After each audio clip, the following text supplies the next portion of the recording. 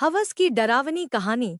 यह कहानी एक छोटे से गांव की है, जहां एक आदमी जिसका नाम विक्रम था, हवस और लालच से भरा हुआ था। विक्रम को धन दौलत का इतना लालच था कि वह किसी भी हद तक जाने को तैयार था। वह अपनी पत्नी और बच्चों से भी निर्दयता से पेश आता और सिर्फ पैसे के पीछे भागता रहता। गांव में एक बूढ़ी महिला रहती थी, जिसके बारे में कहा जाता था कि उसके पास अपार धन है। विक्रम को यह बात पता चली तो उसकी लालच और बढ़ गई। उसने ठान लिया कि वह किसी भी तरह उस बूढ़ी औरत का धन हासिल करेगा। एक रात विक्रम चोरी करने के इरादे से बूढ़ी महिला के घर पहुंचा। घर में अजीब सी खामोशी थी।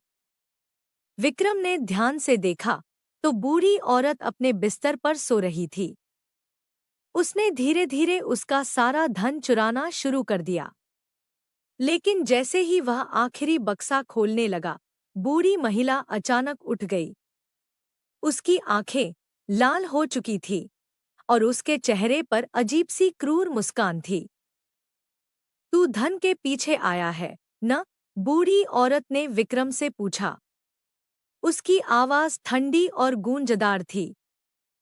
विक्रम डर से कांपने लगा, लेकिन हवस में अंधा होकर उसने कहा, हाँ, मुझे तेरा सारा धन चाहिए।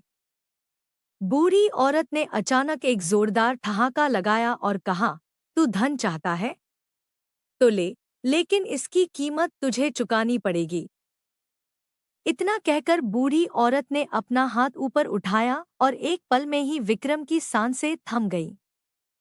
उसके चेहरे पर हवस और लालच की वही स्थायी अभिव्यक्ति जम गई, लेकिन उसकी आत्मा अब शरीर छोड़ चुकी थी। उसकी लाश वहीं जमीन पर गिर पड़ी और बूढ़ी औरत ने उसे घसीटते हुए घर के पिछवाड़े ले जाकर दफना दिया। कहा जाता है कि विक्रम की आत्मा आज भी उस बूढ़ी औरत के घर के पास भटकती है। अपने हवस और लालच के कारण उसे कभी शांति नहीं मिल पाई। गांव के लोग उस घर से दूर रहते हैं और रात के समय उस इलाके में जाने से डरते हैं, क्योंकि कई लोगों ने विक्रम की भटकती आत्मा को वहां देखा है, जो हवस की आग में जलती हुई दिखाई देती है। यह कहानी बताती है कि हवस और लालच का अंत हमेशा विनाशकारी होता है और कभी-कभी इसकी कीमत इंसान को अपनी आत्मा से चुकानी पड़ती है।